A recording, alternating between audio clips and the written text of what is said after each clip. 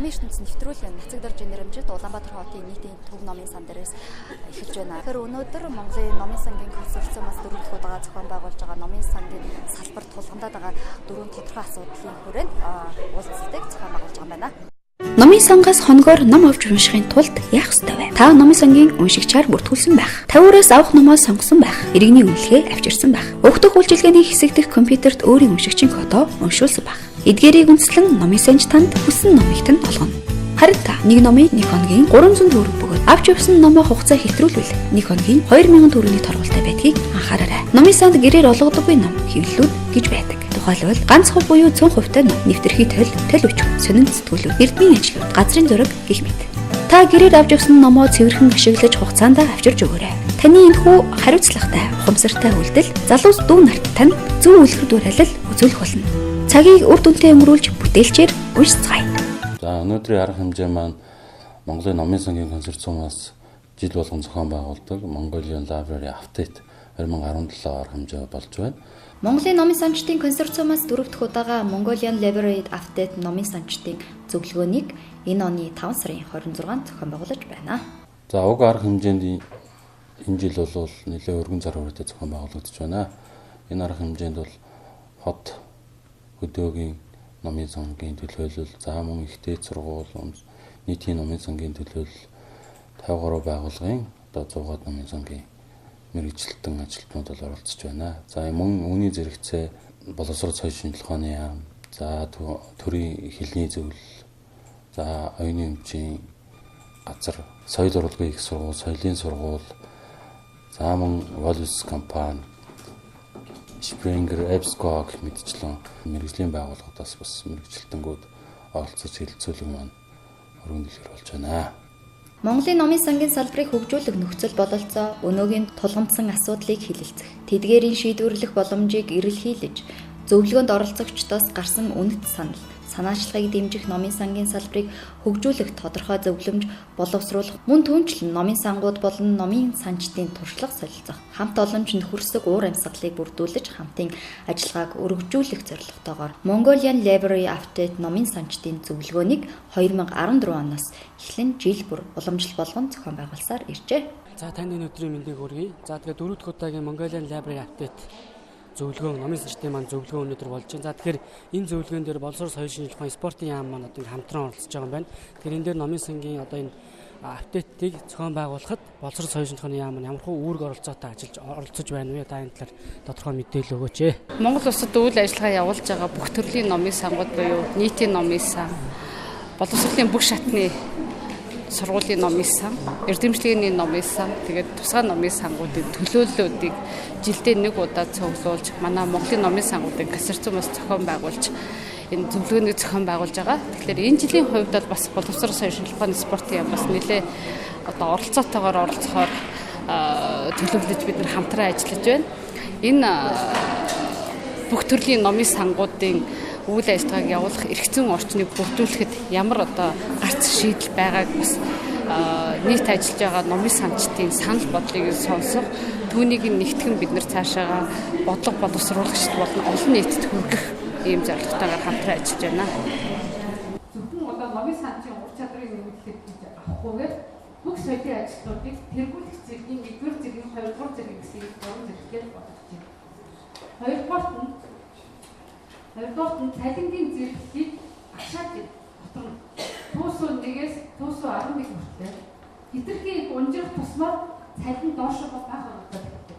Тэгэхээр бид нар тэрийг 8-аас 9 баг хүртэл болж өгвөл туусуу 8 хүртэл агшаагаад тэр хоорондоо цалинуудаа хуваавал одоо цалин болттой дээшээ бигдэх юм байна гэсэн ийм одоо асуудал болж байгаа. Уг арга хэмжээ бол номын сангийн салбарын боломжсон асуудлуудыг хэлэлцэх, за мөн тухайн жилд номын сангийн салбарт гарч байгаа онцлог, тэргуун туршлага болоод шинээр нэвтэрж байгаа үйл ажиллагаануудыг хэлэлцэж, бусаддаа одоо туршлага солилцох ийм зорилгыг агуулж байгаа.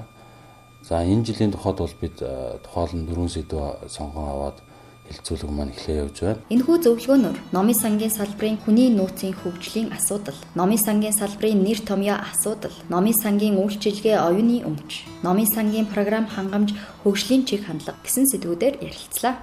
Эдгээр сэдвийн хүрээнд бол 2017 онд зохион байгуулж байгаа энэ арга хэмжээ маань одоо тодорхой асуудлуудаар хилцэж мэдээлэл хилцүүлэг өрнүүлж за эндээс бол номын сангийн салбараас бодлогот бол түлхэж болохоор одоо зөвлөмж боловсруулах ийм одоо арга хэмжээ зохион байгуулагдаж байна. Номын сангийн хөгжлийн энэ төвшөнд бол ерөөсөө заавалжгүй номын санд ирэхгүй хов хүн гэртээ хааж ийсэн ер нь дэлхийн нөгөө боломж ийсэн хамаа 10 цаснасаа ч гэсэн хайгаад олчих. Каталог ерөөсөө хүний карман өөрсдөө орж ирсэн. Гэтэл нэг манайхан парахгүй байгаа юм эсвэл хуучнаас салах дурггүй байгаа юм. Нөгөө цаасан каталог бас нөгөө хамт хийх гээд одоо энэ програм дээр чинь номын сан чиг өдөртөө нөгөө нэг ном олохын тайлан уншигчийг бүгдийг явж явах энийг давхар гараад нэг ажлыг хоёр хийгээд ингэж явах нь надад бас энэ номын санчдын зүгээс номын сангийн зүгт энэ бодлого ямар байх юм бэ? Автоматжуулалтаар гаргах юм уу эсвэл автоматжуулсан механик хийжлээ бас давхар хийдэ яваад байх юм асуудал гарч ирж байгаа юм шиг. За би Улаанбаатар хотын нийтийн номын төв номын сангийн каталогч одгоо байна.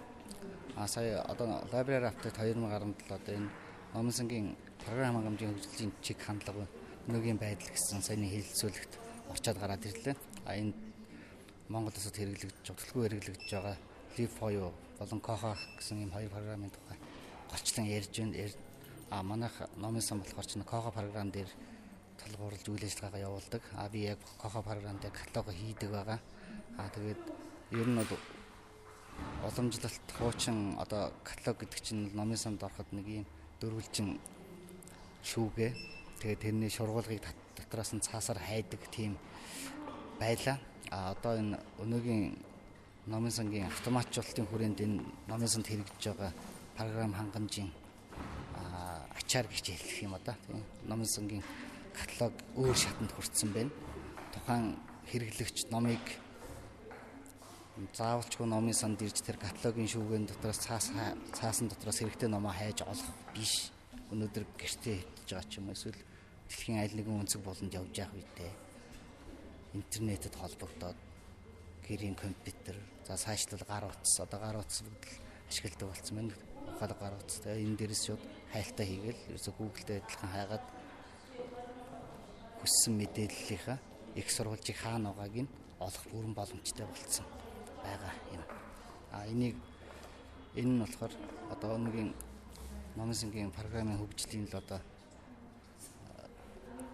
сайн даваа тал нь гэж хэлж байгаа юм да. Хуучин уламжлалт каталогийн хэлбэрээс тэгээд энэ дээр нэмж хэлэхэд бол одоо номын санд хайгаад унших тэр каталогийн шүүгэнээс олж ярддаг дөрвөлжин цаас өнөдөр бол таны гэрийн хоймор таны карманд ирсэн байгаа. Манайд гэж ингэж харагдаж байна да. Иргэд хэрэглэх боломжтой гэсэн үг тийм. Koha програмд иргэд бол Koha програмын зөвхөн хайлтын системийг ашиглаад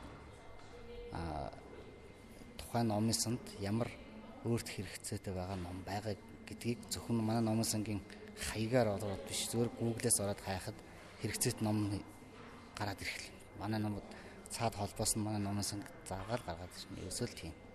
Одоо Google-ээр мэдээлэл хайдаг хүн гэтэл тэр мэдээллийн цаана манай номын сантай холбоотой манай номын санд байгаа их сурвалж ном тогтмол хэвлэл байх юм бол тэр нь угаасаа тэн дээр хайлтан дээр гараад ирнэ л гэсэн. Энэ гэрэл өндөр ач холбогдолтой байна.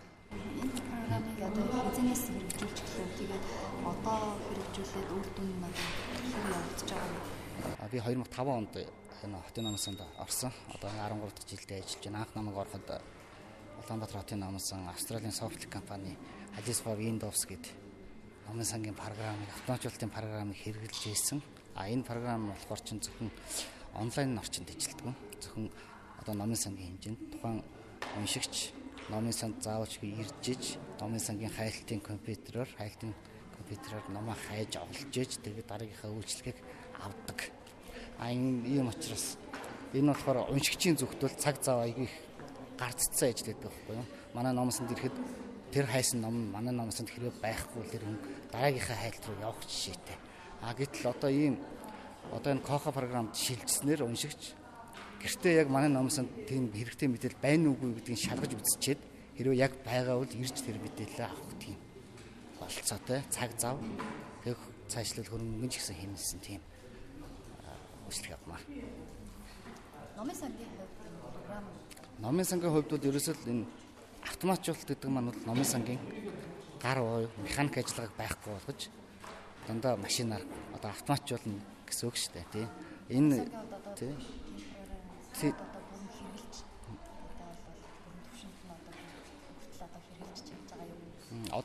ер нь бол одоо манайх чинь уншигч бүртгэл, номын сангийн үйлчилгээ, тэгээд электрон каталог гээд ингээд хэдэн үндсэн хэдэн модулыг ашиглаж байгаа. Тэгээд дээрээс нь одоо энэ уншигчийн үйлчилгээ, уншигчийн бүртгэл, номын каталогжуул зэрэгэнд бүгд дандаа автоматар шууд тайлан болоод гарчдаг. Энэ дээр бол номын сан чи өөрөө нөгөө номын сангийн өдөр бүртгэл ч юм уу эсвэл каталогч одоо жид хэдэн ном оруулаагаа тэрийгэ тоолоод суудаг тийм асуудал ерөөсөй байхгүй болсон.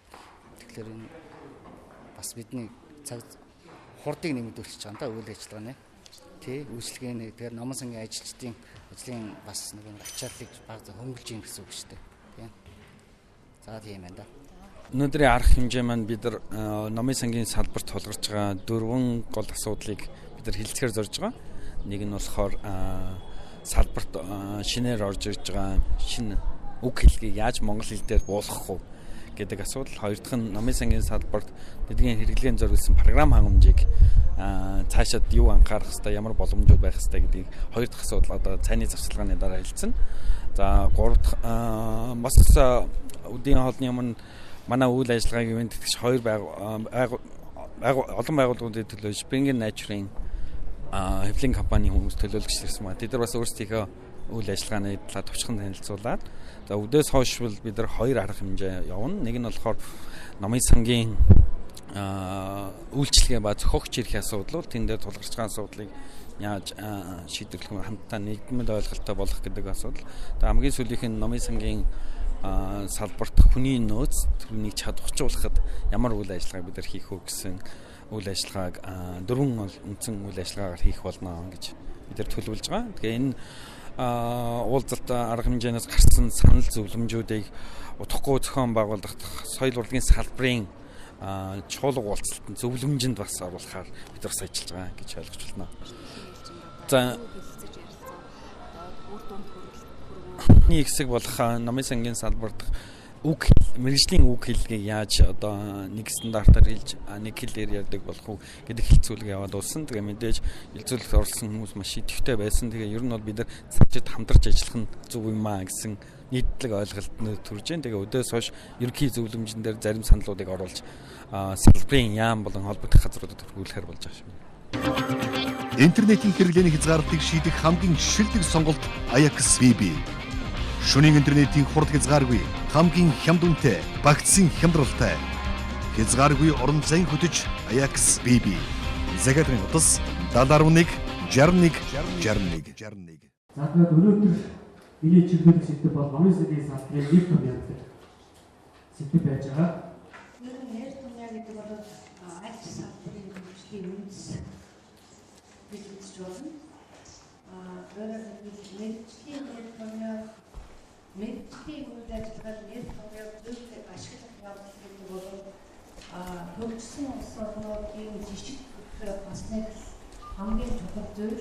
Тэгэхээр ялангуяа шинжлэх ухааны нэр томьёоны үүсгэх үйл гэдэг бичвэр ажилд үлдээсэн нэр томьёо өөрийн үндэсний хэв соёлд мэдээшиж ургаж хөгжөөд аман соёлд тэр нэр томьёогоор илэрхийлсэн утгыг ойлгох ийм боломж нь соёл болж хөгжихийг хийж байгаа болов гэж бодож байна. Ямар шийдэл төрсөн бэ гэхээр тодорхой баг хамт олон тодорхой мэргэжлийн судлаачдын улам мэргэжлийн олон одоо салбарын мэргэжилтэн жишээлбэл хэл бичгийн англи хэлний гэх мэт комиссийн бүрэлдэхүүнтэй Монголын ном хэвлэлийн салбарын нэр томьёог боловсруулах, хэвлэж гаргах, нийтийн хүртэл болгох, батлуулах ийм чухал асуудлуудыг энэ эхлэлийг тавигдсан энэ асуудал бол шийдэгдэх байх гэж би бодож байна.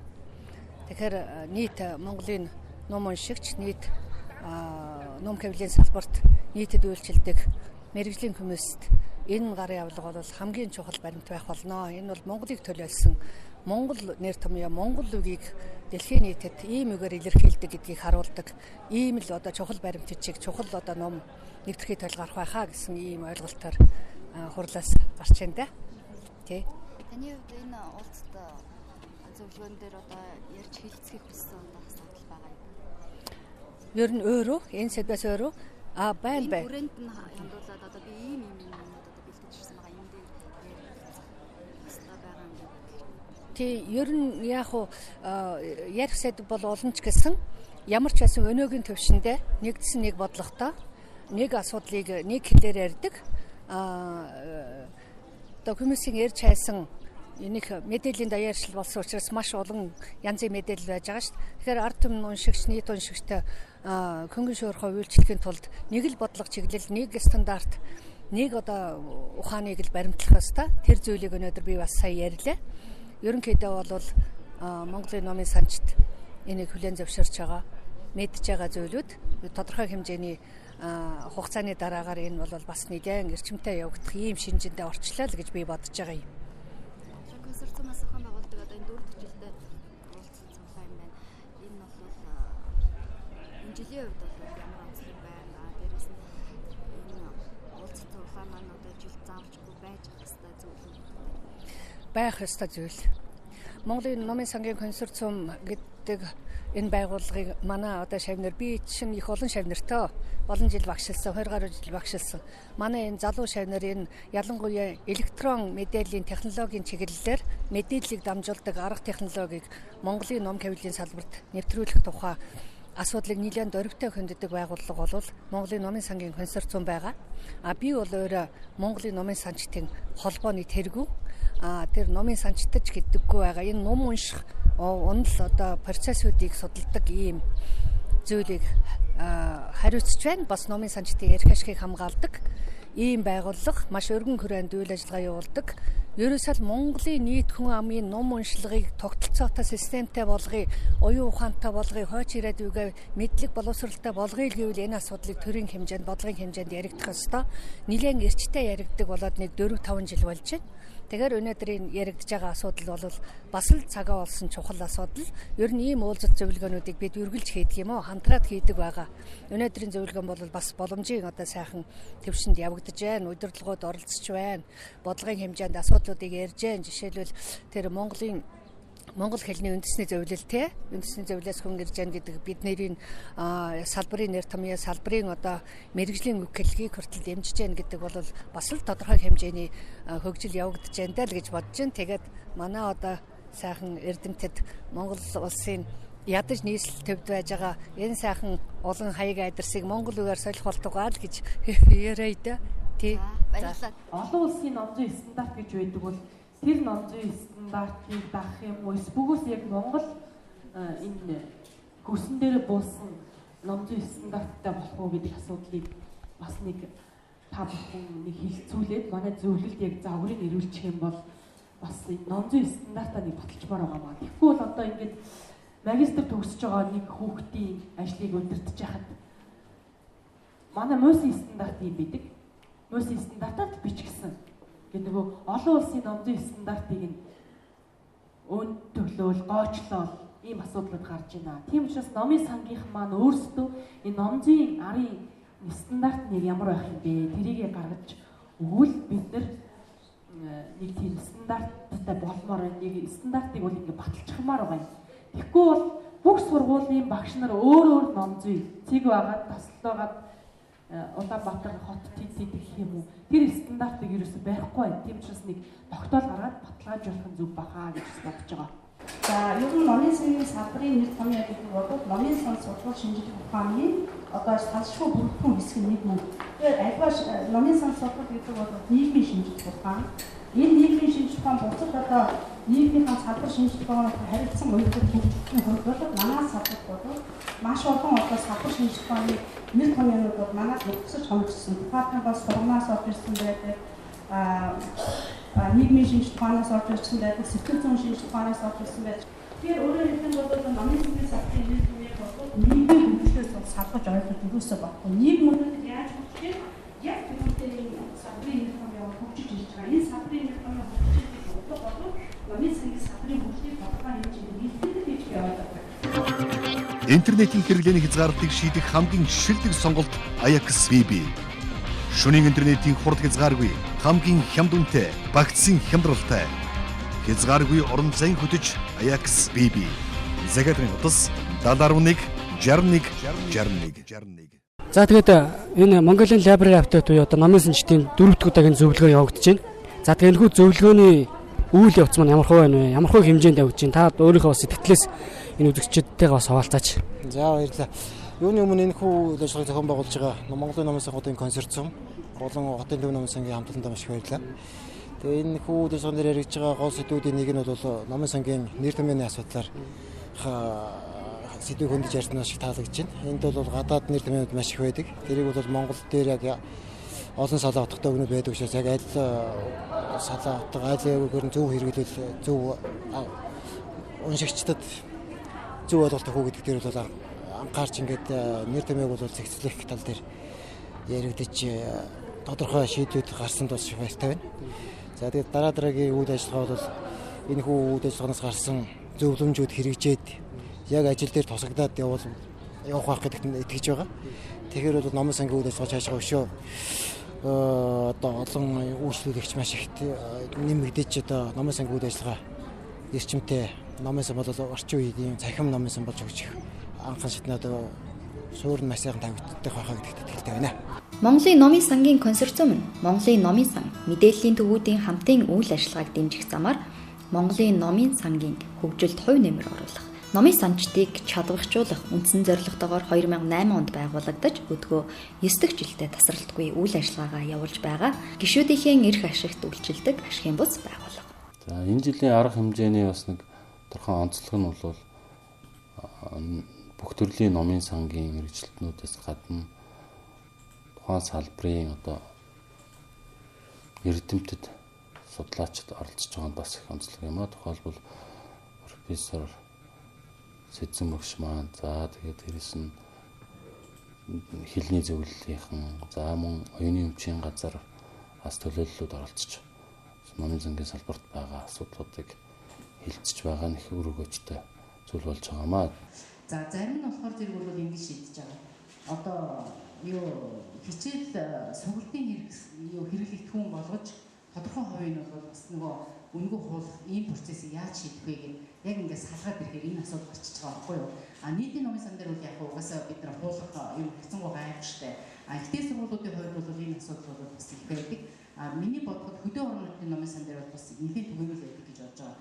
Гэхдээ ашиг олон гэсээ илүү нөгөө цөөхөн хувьтай одоо ганц хувьтай номч байдаг юм уу эсвэл төсвөн хөрвүүлж байдаг юм уу? Энэ байдлаасаа болоод хин нэгэн туслахууднаас одоо сайхан сэтгэлийн үзүүрээр гэж хэлээ л да.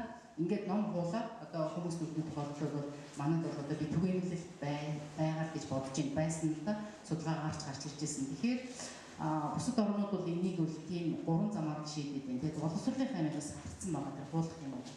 Гэхдээ яг үгээр миний түрүүний хэлдэг нэг уншилттай яагаад нөгөө машинд уншуулаад таниулаад програмтай тэгээд тэрүүгээрээ одоо 5 хуудас гэдэг юм 3 хуудас гэдэг юм тэр нь хуулагдана. Тэрнээс илүү гарвал тэр уншигчд хажим болохгүй байх жишээ нэг удаа. Энэ урд өмнөх зөвлөгөөнөөс маш их ялгаатай болж ийн гэж надад бодож байна. Юугаар гэхээр зэрэг яг номын санчид өөрсдийнхөө тулгарч байгаа номын сангийнхаа үйлчлэгийн тулгарч байгаа асуудлуудыг гаргаж ирж байгаа нь өмнөх одоо зөвлөгөөнүүдээс бол илүү ялгаатай тэгээд илүү ажил хэрэгч ийм байдалтай юм шиг санагдлаа. Тэрнээс гадна номын санчид бол өөрсдөө бас энэ зохиогчийн эрхийн мэдлэгтэй болж эхэлж байна. Энийхээ төлөө одоо үйлчлэгээ болон одоо хуулийн зөрүүг гаргаж ирж байгаа эднэр нь бол үнэхээр надад таалагдлаа тий. Энэ амжилт. Интернетийн хэрэглээний хязгаарлалтыг шийдэх хамгийн шилдэг сонголт Ajax BB. Шөнийн интернетийн хурд хязгааргүй, хамгийн хямд үнэтэй, багцсан хямдралтай. хязгааргүй орон зайн хөтөж Аякс BB. Захиалгын утас 711 61 61. Өнөөдөр их өгөөжтэй манай салбарын хувьд их тулгамдаад байгаа олон асуудлуудыг хөндөж ярьж байна гэж бодож байна. Хамгийн гол нь эндээс бид нэр дөрвтэй шийдвэр гаргаж шийдвэрлүүлэх тийм төр зэсэгт нь анхаарч үзээсэй л гэж хүсэж байна да. Номын сангийн нэг үйлчлэгийн зохиогч эрх бас айгүй хөндөгдөж байна. Энэ бол бас айгүй тодорхойгүй асуудлууд бас нэлээх байгаад байдаг. Тэгээд энүүгээр бас айгүй олон асуудлууд хөндөгдөж байна л та. Жишээ нь үйлчлэгэн дээр те номыг канонд өгөх ёстой эсвэл тэгээд номын сан үйлчлэгээ гэдэг утгаараа хүмүүсийн оюуны бүтээлийг уншигчдад түгээн гэдэг утгаараа бас заавал тийм үйлчлэгээ байхгүй бол бас болохгүй юм шиг санагддаг. Яагаад тэгэхээр яг одоо технологи хөгжиж байгаа ч гэсэн бас тэр болгон номын худалдаад аваад уншиж чадахгүй байна те. Оюутнууд сурагчгээ одоо чинь сурагчдэр хэд би одоо өөрөө ихтэй сургуулийн номын санд ажилладаг учраас оюутнууд сурах бичгийг бол ингээд өндөр үнэтэй учраас худалдаж авч чадахгүй учраас тухайн даалгаврыг хийхдээ тэр нэгэн сэдвийг канондод яагаад ашиглах болохгүй гэж тийм үстэй. Тэгээд тэр бүтэн номыг ганцхан сэдвийг ашиглахын тулд тэрийг худалдаж авахгүйгээр тэрийг тодорхой хэрэгцээнийхээ дагав канондод авах ашиглах. Тиймэрхүү юмнуудыг бас тодорхой зааж өгөх зүгээр санагдсан. Энэ зүйлийг бол та одоо санал болгож оруулсан юм байна шүү дээ тийм үү? Зохиогч иргэн. Тийм. Тэгээд дээрэс нь номын сангууд фонд ном худалдаж авахдаа зохиогчтой гэрээ хийдэг гэдэг дангаахын номоос ярьж байна л да. Тэр бас айгүй зүгээр санагдсан. Эсвэл хүмүүсийн одоо хэрэгцээнд зориулж, мэдлэг боловсролтод зориулж сэтгхүй одоо оюун ухааны цар хүрээний хэлэх зорилгоор ч гэдэг юм уу. Нэг талдаа зохиогч, нэг талдаа бүтээлийн хэвлэгч гэж байдаг. Тийм учраас бүтээлийг аливаа арга хэлбэрээр ашиглаж байгаа тохиолдолд бол энэ хоёр талын бас одоо энэ өсөл сонирхлын аль алийг харгалзаж үзэх юм бол зайлшгүй асуудал. Тэгэхээр зохиогчийн эрхийн хуулиар бол зохиогчид үндсэн хоёр эрх олгогддог. Зохиогчийн эд хөрөнгийн эрх, зохиогчийн эд хөрөнгийн бус амны эрх гэж хоёр эрх олгогддог. Тэгэхээр эд хөрөнгийн эрхт нь болохоор зохиогчийн нөгөө бүтээл ашиглуулаад түүнээсээ одоо ашиг орлого олох тийм эрхүүд нь бол эд хөрөнгийн эрхээс хамаардаг. Тэр эрхүүд нь болохоор одоо бүтээлийн түрээслэх бүтээлийнхаа одоо эрхийг шийдвэрлэх ч гэдэг юм ингээд бүтээлийн илүү эд хөрөнгийн төлөвтэй холбоотой эрх нөгөө бүтээлийн эд хөрөнгийн бус амны эрх нь болохоор илүү хувийн чанартай бүтээл нь ашиглагдах бүр нэрээ дурдуулах зохиогчийн одоо зохиогчийн бүтээлийн нэргүүгээр ч гэдэг юм уу одоо зохиомжлол нэрээ хэвлэх ч гэдэг юм амин хувийн шинж чанартай юм эрхүүд хамаардаг. Тэгэхээр нөгөө номын санд хадгалагдж байгаа бүтээлийг хуулбарлаад хөвлөд зохиогчийн одоо уншигчийн хүсэлтээр ингээд хуулбарлаж өгдөг л дөө. Тэгээ хуулбарлсан тохиолдолд нөгөө төлбөр авдаг шүү дээ. Төлбөр авдаг те нэг хуудасаа одоо хэдэн хувь чигтээ мөнгө авдаг шүү. Энэ бол ашиг олоол байгаа хэлбэр шүү дээ. Тэгэхээр эн чинь нөгөө зохиогчийн нөгөө бүтээл ашиглах онцгой эрхийн энэ дээр энэ асуудал дээр яригдах байхгүй. Тэгэхээр нөгөө зохиогчийн одоо бүтээлийг ашиг олох зорилгоор ашиглаж байгаа тохиолдолд бол заавалчгүй зохиогчоос нь зөвшөөрөл авна. Төлбөр төлжээж хэрэг байгуулж ээж ашиглах хэрэгтэй байдаг. Хэдийгээр цаа зорилго нь тухайн хүн тэр бүтээлийг одоо ашиг олох зорилгоор сургуулийн зорилгоор ашиглаж байгаа ч гэсэн номын сан нэгээс ч ингээд мөнгө авах шүү. Тэгэхээр энэ цаана бас нөгөө зохиогч эрх чинь төрөгийн эрх чинь яригддаг байхгүй. За номын сангийн одоо энэ Library Update 2017 энэ арга хэмжээний хүрээнд одоо хилцэж гарч байгаа асуудлыг бол шийдлүүдийг бол 2017 оны 6 дугаар сарын 7-ноос 9-ний хооронд зохион байгуулагдах соёл урлагийн ажилтны чуулганд бол одоо төлөөллүүд маань одоо танилцуулж одоо уламжлах ийм ажил болох юм байнамаа. Номын сангаас хоногоор ном авч уншихын тулд яах ёстой вэ? Та номын сангийн уншигчаар бүртгүүлсэн байх. Тавиураас авах номоо сонгосон байх. Иргэний үнэлгээ авчирсан байх. Өгдөх үйлчилгээний хэсэг дэх компьютерт өөрийн уншигчийн кодоо уншуулсан байх. Эдгээрийг үндэслэн номын санж танд хүссэн номыг тань олгоно. Харин та нэг номыг 1 хоногийн 300 төгрөг бөгөөд авч явсан номоо хугацаа хэтрүүлвэл 1 хоногийн 2000 төгрөгийн торгуултай байдгийг анхаараарай. Номын санд гэрээр олгодоггүй ном хэвлэлүүд гэж байдаг. Тухайлбал ганц хувь буюу 100% ном, нэвтрхий төл, өчгөн, сонин сэтгүүлүүд, эрдмийн ажлууд, газрын зураг гэх мэт. Та гэрээр авч явсан номоо цэвэрхэн ашиглаж хугацаанд авчирч өгөөрэй. Таны энэхүү хариуцлагатай, ухамсартай үйлдэл залуус дүү нарт тань зөв үлгэр дуурайл үзүүлэх болно. Цагийг үр дүнтэй өнгөрүүлж бүтээлчээр уншицгаая.